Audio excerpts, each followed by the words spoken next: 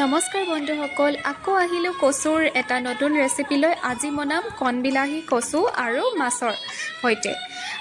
মই অকণমান কচুখিনি প্ৰথমতে ৰ'দত দি লৈছোঁ। তাৰপৰা এনেকৈ থুৰটো গুচাই মেলি ধুনীয়াকৈ কাটি লৈছোঁ। তাৰপিছতে কচুখিনি অকণমান সময় নিমখ পানীত তিয়াই থৈ দিম, যাতে ইয়াৰ খাৰ পানীটো ওলাই যায়। তাৰপিছতে মই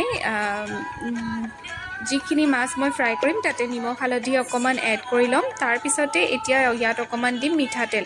কোৱা হয় তেল দিলে হেনো বোলে মাছবোৰ অকণমান কমকৈ ফুটে। মোৰ পিছে মাছ ফ্ৰাই কৰিবলৈ বৰ ভয় লাগে দেই। এয়া চাওকচোন, আমাৰ তেল গৰম হ'লেই আৰু এতিয়া মাছ কেইপিচ দিছোঁ। খুব সাৱধানে দিব দেই, খুব জোৰে জোৰে ফুটে।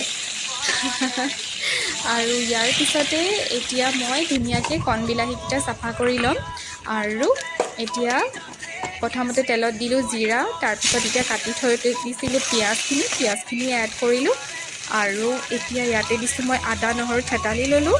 তাৰপৰা জ্বলা কিন্তু নিজ ইচ্ছা অনুযায়ী দেই, জ্বলা হেনো যিমান দিয়ে এই ভাজিকণত হেনো সোৱাদ হেনো বোলে তিমানেই লাগে।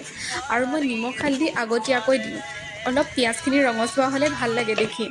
আৰু এতিয়া পিঁয়াজখিনি ৰঙচুৱা হোৱালৈকে ফ্ৰাই কৰিলোঁ। এতিয়া ফ্ৰাই কৰি ধুনীয়াকৈ দিছোঁ এয়া হেনো টেঙাপাত, আৰু এইটো হৈছে কণবিলাহী, দুয়োটাই এড কৰি দিছোঁ। টেঙাপাত কেইটামানো দিছোঁ, কিজানি অকণ বেছি টেঙা হ'লে ভাল লাগে বুলি।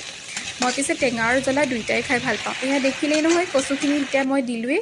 অকণমান এনেকৈ ভালকৈ ফ্ৰাই কৰি তাৰপিছত মাছৰ মাথাটো আৰু মাছৰ পিচকেইটা মই এনেকৈ এড কৰি দিলোঁ। অকণমান নামতে পানী দিছোঁ। আৰু এয়া হৈ গ'ল আমাৰ দুপৰীয়া ভাত সাজ। আৰু এয়া ভাজিটো চাওকচোন কি ধুনীয়া হৈছে, দেখিয়ে লোভ লাগে নহয় জানো বাৰু। আজিলৈ আহোঁ তেন্তে, আকৌ লগ পাম, বাই।